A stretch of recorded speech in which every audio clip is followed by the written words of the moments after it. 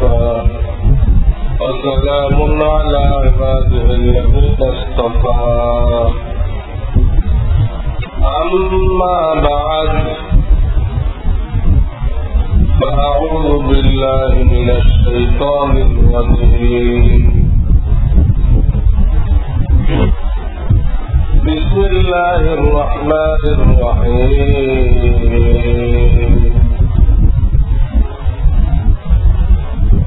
ظهر الفساد في البر والبحر بما كسبت أيدي الناس ليذيقهم بعض الذي عملوا لعلهم يرجعون. وقال تعالى يا أيها الذين آمنوا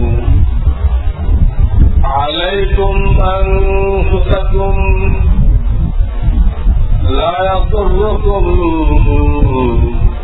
من ضل إذا اهتديتم.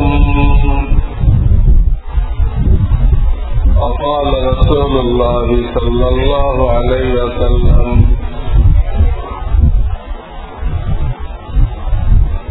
بلغوا عني ولو آية. صدق الله العلي العظيم وصدق رسوله النبي الكريم.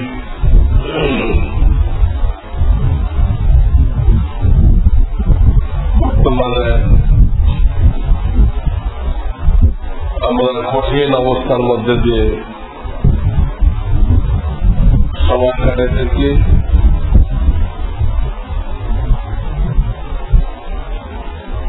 কোন ব্যক্তি তার জান মাল ইজ্জতের নিরাপত্তা পাইতেছে না।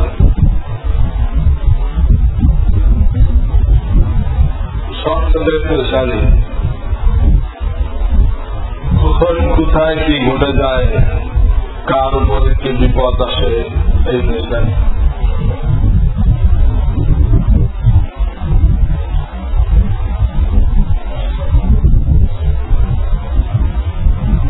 অনেকে না বুঝে তার কারণ নিয়েও ব্যাখ্যা করতেছে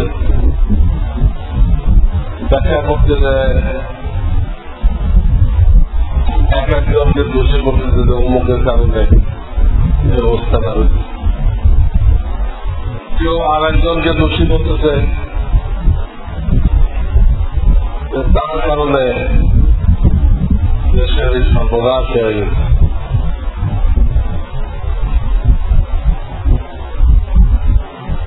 যেকোনো মুহূর্তে এটা আল্লাহ দেখতে যাবে, দুশ্মনের কন্ট্রোলে চলে যেতে পারে, দুশ্মনের কন্ট্রোলেও চলে যেতে পারে। এমন একটা পরিস্থিতি লক্ষ্য করা যেত। মুসলমানদের কোন কর্তৃত্বই থাকবে না। একটা জিম্মাদারি পালন করতে না পারলে بعثنا عليكم عبادا لنا أولي بأس شديد فجاسوا خلال الديار। আমি শক্তিশালী কিছু কাফেরকে তোমাদের দেশে পাঠাই দিব, তারা তোমাদের ঘরে ঘরে প্রবেশ করে জুলুম অত্যাচার করবে। মুসলমানদেরকে যে কাজের জন্য পাঠানো হয়েছে এই কাজ যদি তারা ছেড়ে দেয় তখন কি অবস্থা হবে এটা আল্লাহ এই আয়াতে বলেছে। যে কোনো জিনিস একটা উদ্দেশ্য নিয়ে তৈরি করা হয়, ওই জিনিস দ্বারা ওই উদ্দেশ্য হাসিল না হলে ওটাকে ফেলে দেওয়া হয়, নষ্ট করে ফেলা হয়।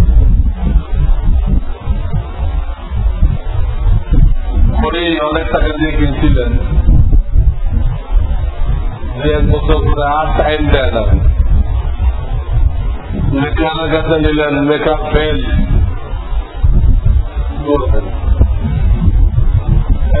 ঘড়ি কিনলেন, আছেন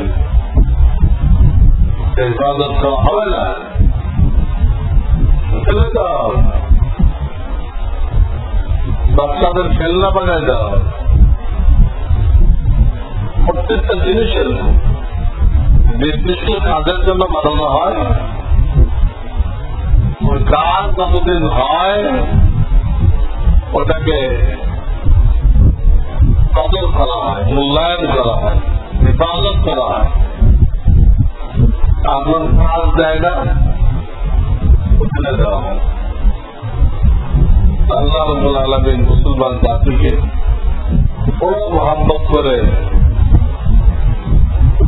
নবীওয়ালা কান দান করেছিলেন। নবীওয়ালা কান কোনো উম্মত পায়নি। তাদের করা অনুমতি ছিল টুকটাক, কোনো দায়িত্ব হিসেবে না। এই উম্মতের মেইন একটা দায়িত্বই এটা। নামাজ, রোজা, হজ, যাকাত, কালেমা, ঈমান, এগুলো যেমন দায়িত্ব বিশ্বের প্রত্যেকটা লোকের কাছে দিনের দাওয়াত পৌঁছায় দেওয়া, জান্নাতের রাস্তা দেখায় দেওয়া, এটা এই উম্মতের একটা বিশেষ দায়িত্ব। আমি বারবার বলেছি যে কিয়ামত পর্যন্ত আর নতুন কোন নবী আসবেন না, কোন নবী আসবেন না। যিনি আসবেন ঈসা আলাইহিস সালাম, যত নিজে নবী, ওনার নবুয়ত ক্যান্সেল হবে না, কিন্তু সেই নবুয়ত প্রচার করতে আসবেন না। উনি এই উম্মতের সদস্য রূপে কোরআন সুন্নাহ প্রচার করবেন। আখিরি নবীর কোরআন সুন্নাহ প্রচার করবেন। দিন টিকবে কিয়ামত পর্যন্ত, নবী আসবেন না কেউ। কিভাবে টিকবে? এর জন্য আল্লাহ ব্যবস্থা করছেন গোটা উম্মতকে, পুরা উম্মতের নরনারীকে আল্লাহ রাব্বুল আলামিন নবুয়তের কাজের দায়িত্ব দিয়েছে। তাহলে নবীরা কাজটা করতে পারবে। কাজ করা তাদের জন্য জরুরি। নামাজ রোজা নিয়ে যে পরিমাণ প্রশ্ন হবে, সে অন্য ভাইকে দিন পৌঁছেছিল কিনা, দিনের দাওয়াত দিয়েছিল কিনা, এই বিষয়ে ওই পরিমাণ প্রশ্ন হবে, হালকা করে না, ওই পরিমাণ প্রশ্ন করা হবে।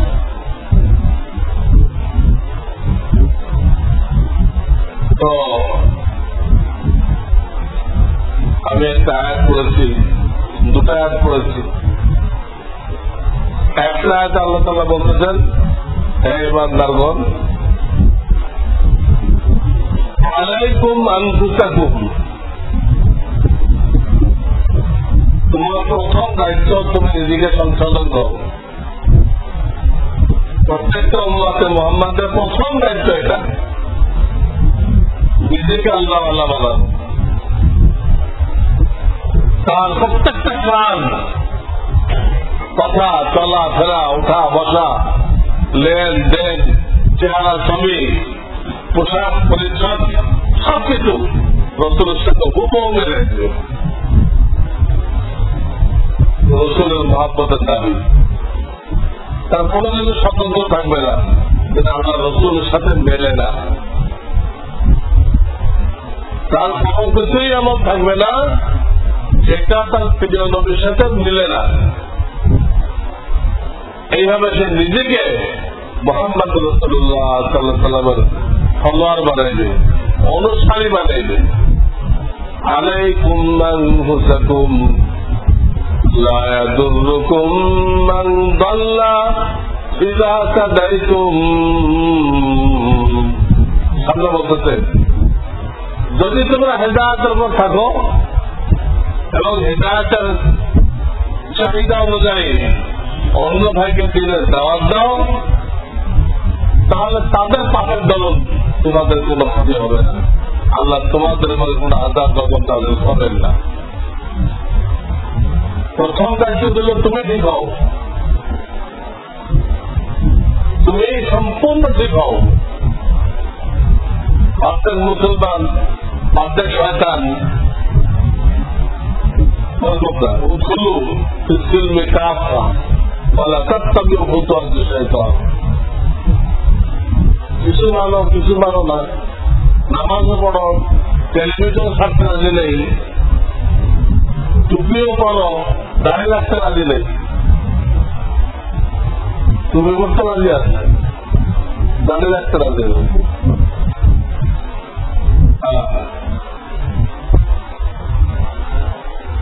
অর্ধেক মুসলমান অর্ধেক শয়তান। অর্ধেক মুসলমান হয়েছে অর্ধেক শয়তান। আল্লাহ তাত্তাবিউ খুতুওয়াতি শাইতান ইন্নাহু লাকুম আদুউম মুবিন। যেগুলো তাদের সুবিধা লাগে এগুলো বাদ। আজকাল এগুলো সব ডিজাইন বেরোয়েছে, মহিলারা বোরকা পড়তেছে, সারা গায়ে বোরকা, চেহারার মাথা পুরা খোলা। এ আবার কি বোরকা?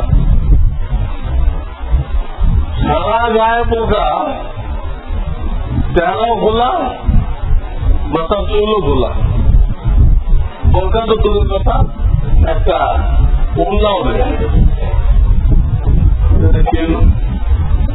কিছু ইসলাম মুসলমান, কিছু শয়তান। অধিকাংশ মুসলমানের হালাল, পুরোপুরি মুসলমান বলা যেতে না। আল্লাহ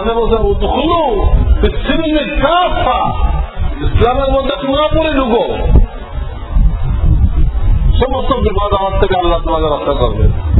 পুরোপুরি ঢুকো, শয়তানের অনুসরণ করো না, শয়তান তোমার প্রকাশ্য দুশ্মন।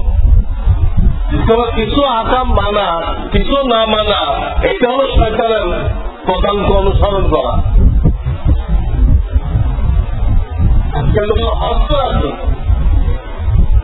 কিন্তু 90% মুসলমান হজের থেকে দাঁড়িয়ে আছে, হজ করে আছে। আল্লাহর ইশক মহব্বতের সর্বশেষ স্তর, ইশক মহব্বতের সর্বশেষ স্তর হজ। সে ইশক মহব্বতের সর্বশেষ স্তর পার হয়ে আসছে, যে মুখে দাঁড়িয়ে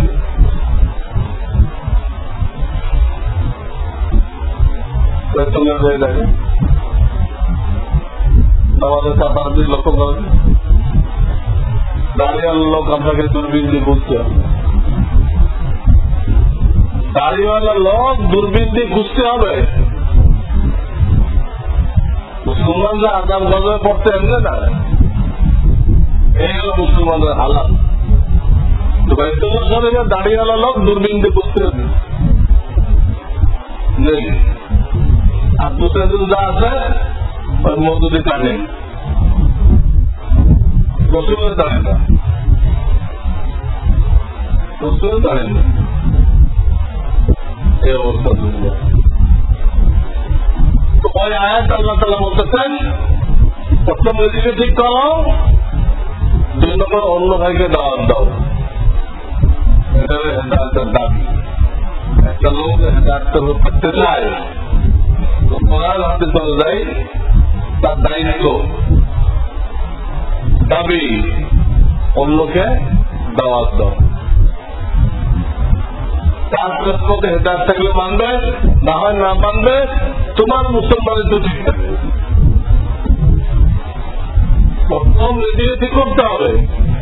নিজেকে ঠিক হইল, এই ঠিকটা বজায় রাখার জন্য অন্যকে দাওয়াত দিতে হবে, অন্যকে দাওয়াত দিতে হবে। নিজেদের ঠিক হচ্ছে এই ঠিকটা বজায় রাখার জন্য। অন্যকে দাওয়াত দিল, সে হেদায়েত পাইতেও পারে, নাও পাইতে পারে। তার হেদায়েত আল্লাহর কাছে, আপনার আমার কাছে না। কিন্তু আপনার আমার দায়িত্ব নিজের হেদায়েতকে ঠিক রাখার জন্য অন্যকে দাওয়াত দেওয়া। আলাইকুম আনফুসাকুম লা ইয়াদুররুকুম মান দাল্লা ইযা হাদাইতুম।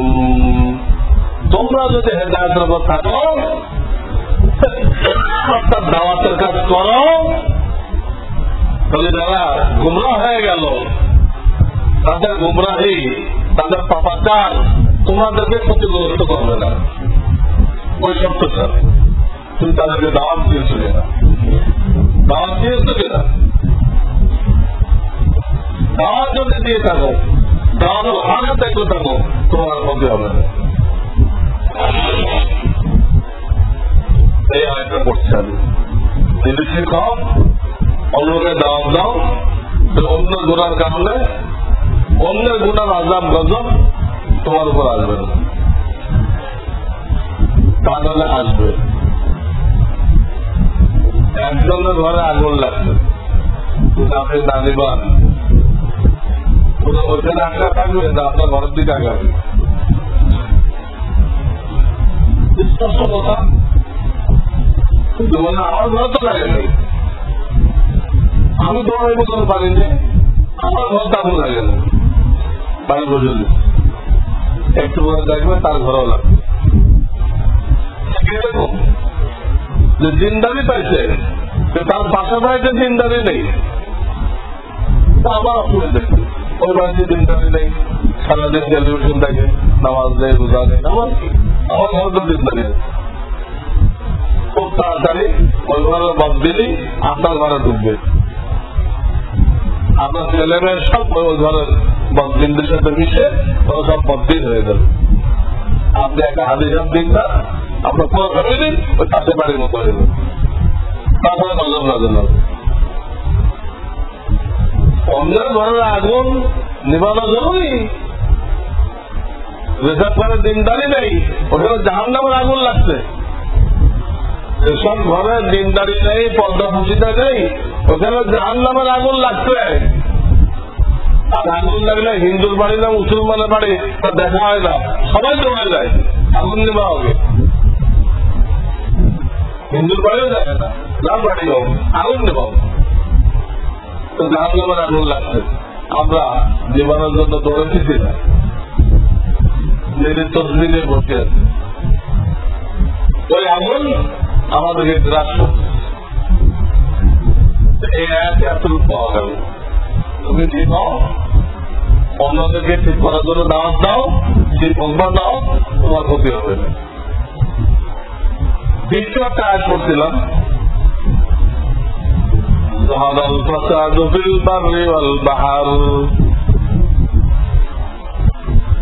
জলে এবং স্থলে সব জায়গায় অনেক দুর্ভোগ দুর্যোগ প্রকাশ পাবে, সব জায়গায় মানুষ মরতে থাকবে, সব জায়গায় বিপদ, স্থলের বিপদ, পানির বিপদ, এমন একটা পরিস্থিতি হবে।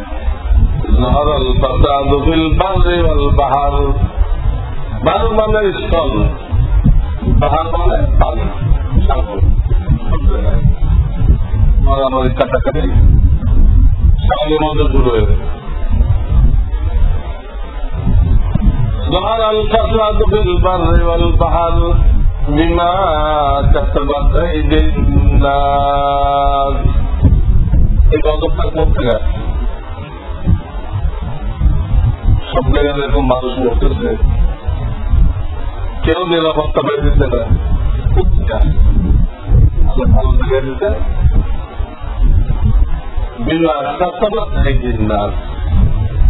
লোকদের কর্মফল, লোকেরা তাদের দায়িত্ব পালন করে নাই।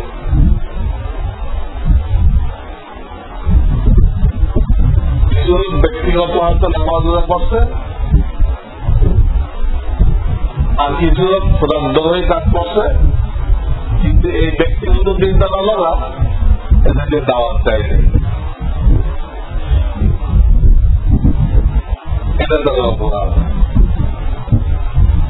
একগুলো ব্যক্তিগত ইবাদত করছে, যারা আগের উন্মতের কাজ ছিল, ব্যক্তিগত উন্মতের করা আগের উন্মতের কাজ, তাদের লোকেরা সব গোলা করতেছে, নাস্তিক মোস্তাদ হয়ে দিলে এদেরকে দিন বোঝায় নেই। এদের হাতে পায়ে ধরে মসজিদে আনার চেষ্টা করে নাই, আলেমদের গায়ে আনার চেষ্টা করে নাই।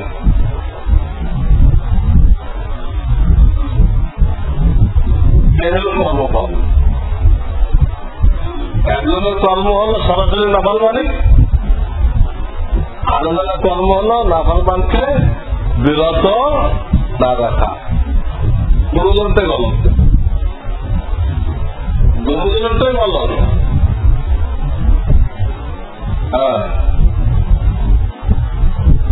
একগুলো ফেসবুকে লিখে লিখে বেয়াদবি করছে, আর একগুলো বইতে লিখে লিখে বেয়াদবি করছে। এক গ্রুপ লিখছে ফেসবুকে, আর এক গ্রুপ লিখছে কোথায়? বইতে। কি লিখছে? প্রত্যেকটা নবী রাসূল কমপক্ষে 5টা করে গুনাহে কবিরা করছে। এটা কি রাসূলের অবমাননা? এই কথাটা রাসূলের অবমাননা না? ইসলামের খেলাফত কেন ধ্বংস হলো? দুটা লোক মিলে ইসলামী খেলাফত ধ্বংস করছে। একজন হল উসমান গনি, আর একজন হল মুআবিয়া। এই কথার উপরে তারা বই লিখছে। এই দুইজন মিলে ইসলামী খেলাফত, ইসলামী আল্লাহর বিধান মতো রাজত্ব এই দুজনের নষ্ট করে দিয়ে গেছে। অথচ একজন হল খলিফা খোলাফায়ে রাশিদিন, যার সম্পর্কে আল্লাহ রাসূল বলেছেন আমার যদি আরো কোন মেয়ে থাকতো আমি উসমানের কাছে বিবাহ দিতাম। সেই লোকটা নাকি ইসলামী খেলাফত, ইসলামী রাষ্ট্র নষ্ট করে দিয়ে গেছে, স্বজন প্রীতি করছে। আমরা তাই জানি, আমরা স্কুল কলেজের লেখা ইসলামী হিস্ট্রি পড়ছি, তো সব শিয়াদের লেখা। স্কুল কলেজের ইসলামী হিস্ট্রি পড়ানো হয় ইহুদি আর শিয়াদের লেখা। বলে আপনাদের এরকম মনে হবে উসমান গনি স্বজন প্রীতি করছে। ওনার স্বজন প্রীতি কথা আছে, উনি ওই জামায় কোটিপতি দিলেন, কোটিপতি দিলেন।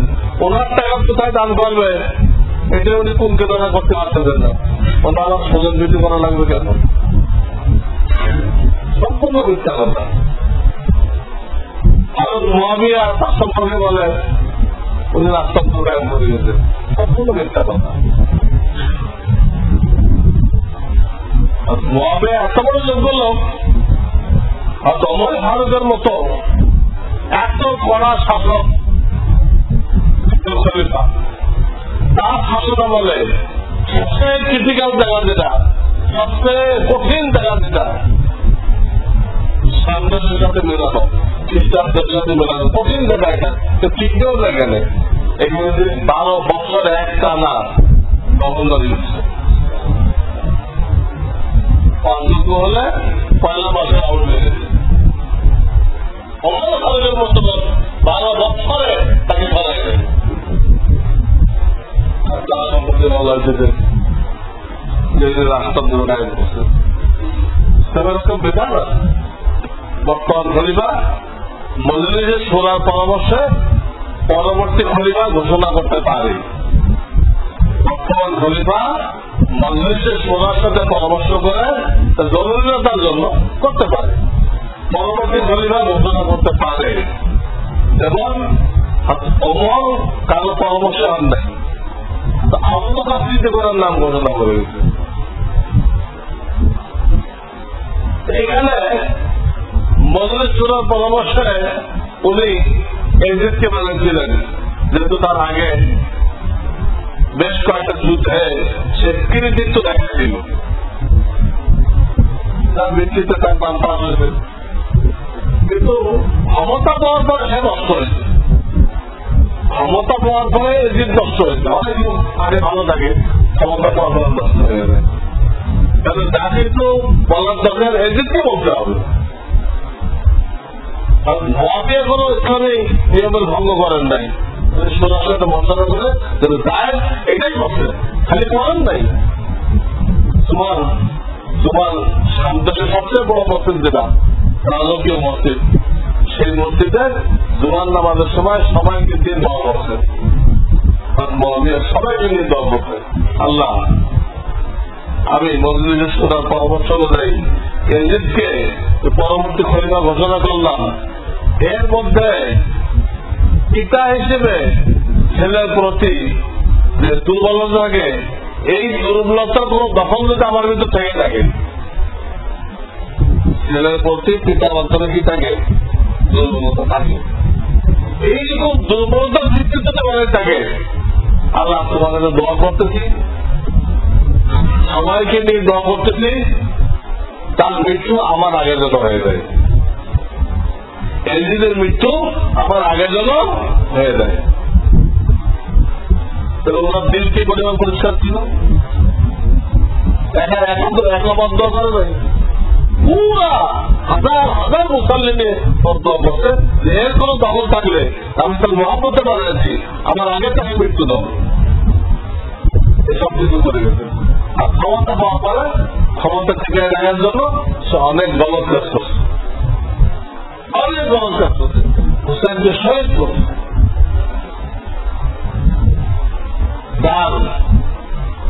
আমি বয়ান করে শেষ করা যাবে না, কিন্তু এর জন্য সে নাই, ক্ষমতা দরবারে নষ্ট হলে ক্ষমতা বসাইতে তারা দায়ী না, তাকে আগেরটা দেখে, আগেরটা ভালো দেখছে বসাইছে, বসার উপরে খাওয়া হয়ে গেলে সে দায়ী হয়।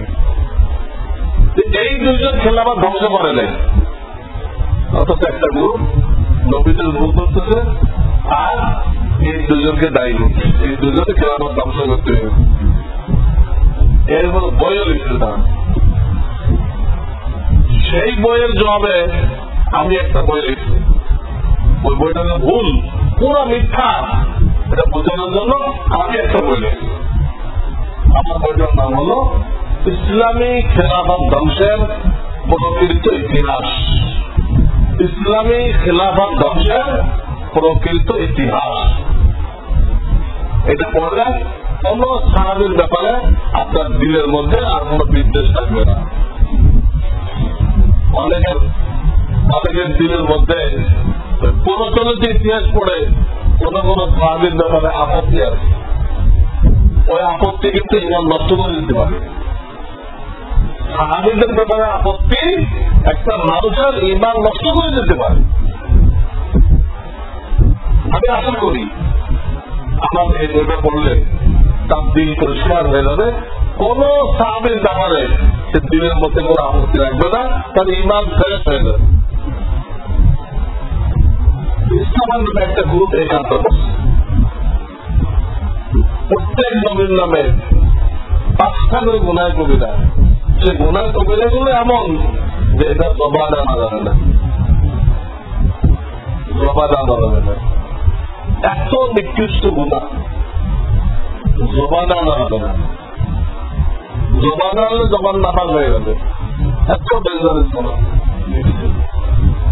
এই লোকটা ইসলামী চিন্তাবিদ হলো কিভাবে, নবীদের এত বড় ভুল আবিষ্কার করছে, নবীদেরকে এত বড় অবমাননা করছে, সাহাবাকে দোষ চর্চা করছে, আল্লাহ রসুল মানা করছে, আবার সাহাবাকে দোষ চর্চা করবে না। এই দোষগুলো আমি ইহুদিরা লিখছে, শিয়ারা লিখছে, মানা করছে, এরকম ঘটবে, দোষ চর্চা করবে না, যে বলবে তারপরে আল্লাহ লানত অভিশাপ। দীর্ঘ যুগ ধরে এই কাজগুলো হয়েছে,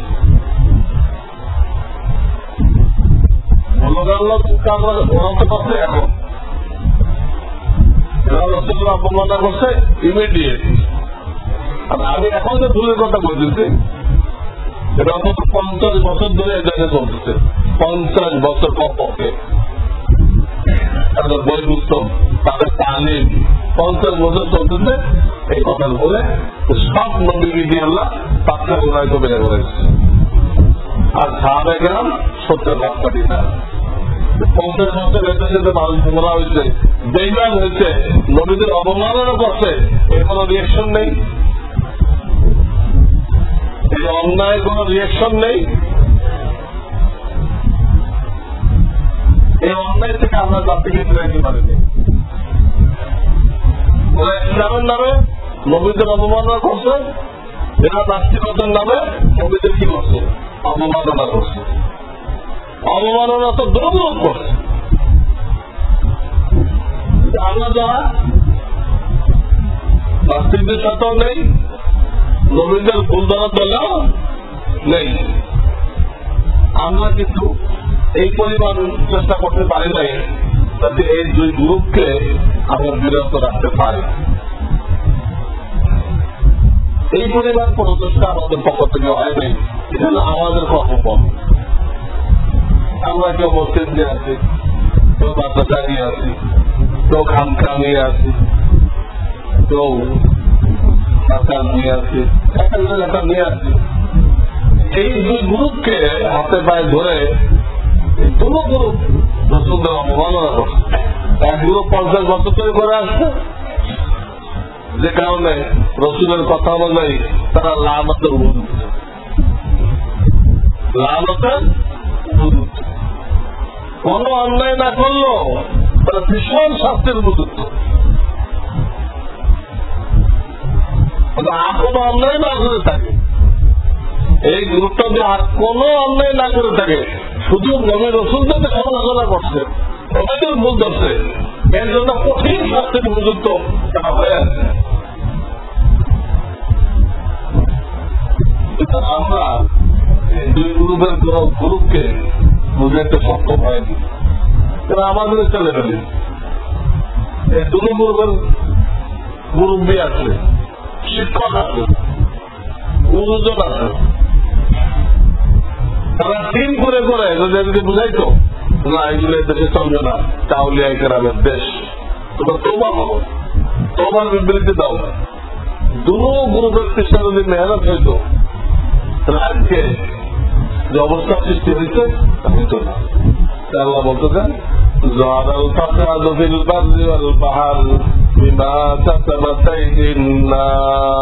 তোমাদের কর্মফল সরাসরি অন্যায় করছে আর তোমরা বন্ধ করো নেই, সরাসরি অন্যায় করছে আর তোমরা আর একগুলো বন্ধ করে দেয়। এটা আল্লাহ রসুলের জাহাজ দিয়ে উদাহরণ দিচ্ছে, যেগুলো দোতলায় আর একগুলো নিচতলায়, বলগুলো পড়ছে নিচতলায় আর জ্ঞানীরা পড়ছে দোতলায়, দোতলায়। তাহলে পানি আনতে ডিস্টার্ব হয়, বলগুলো চিন্তা করছে পানিটা আমাদের কাছে, নিচতলায় পানি আমাদের কাছে, আমরা তত্ত্বা খুলে নেই, আমাদের পানি আনতে কোনো অসুবিধা হবে না, একদম পানি হাতে হাতে পেয়ে যাবে। কিন্তু জাহাজের একটা তত্ত্ব খুললে পুরো জাহাজ চলে যাবে, এই বলনগুলো বাঁচায় দেবে। এই তত্ত্ব খুলতে থেকে দোকানের লোকেরা যে বাধা না করে, গান্ডাগুলো বড়, আমরা তো দোকানে আছি, আমাদের তো সমস্যা নেই। গাঁজাগুলো নিস্তার থেকে তত্ত্ব ভুগতেছে, আমাদের অসুবিধা কি? আমরা তো দোকানায় আজই উদাহরণ দিতে হবে। তাহলে জাহাজ যখন পলাইবে শুধু নিজের বলনগুলো মারবে, উপরে জ্ঞানীগুলো মারবে, তাই একদম তত্ত্ব ঢুকছে, খোলার পরে গজবে পানি ঢুকছে, গজবে পানি ঢুকার পরে কারণের অবস্থা নেই, কারণের অবস্থা নেই, সময় করেছে। তাই বলেন সব বিপদগুলো দেখতেছ তোমাদের কর্মফল। আর তুমি অন্যায় করছো অথবা অন্যায়কারীকে বাধা দেওয়া নেই, এই একটা না একটা অন্যায় করছো, আর তুমি অন্যায় করছো, আপনারা অন্যায়কারীদেরকে বাধা দেওয়া নেই। আল্লাহ বলছেন আজাদ কেন দিলাম?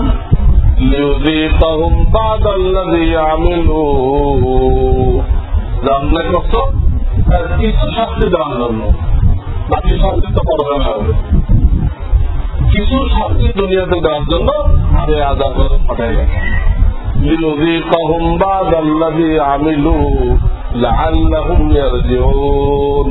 যাতে শাস্তি ভোগ করে তোমরা আমার রাস্তা ফিরে আসো। শাস্তি কেন দিচ্ছে তা বলে দিচ্ছে, শাস্তি দিচ্ছি কেন?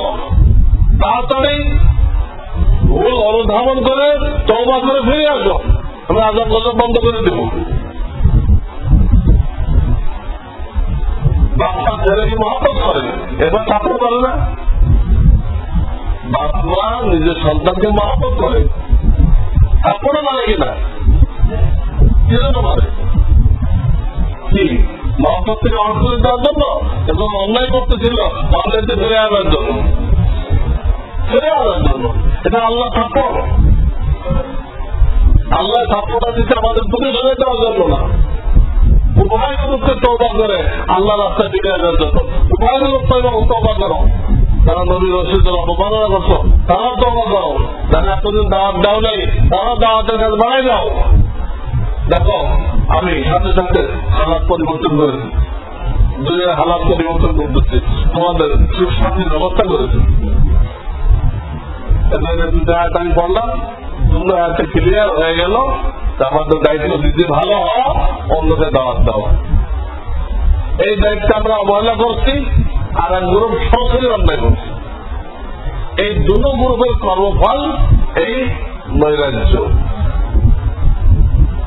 এই উন্মাদনা, এই জুলুম অত্যাচার, দুটো গ্রুপের গলত আমলের কর্মফল।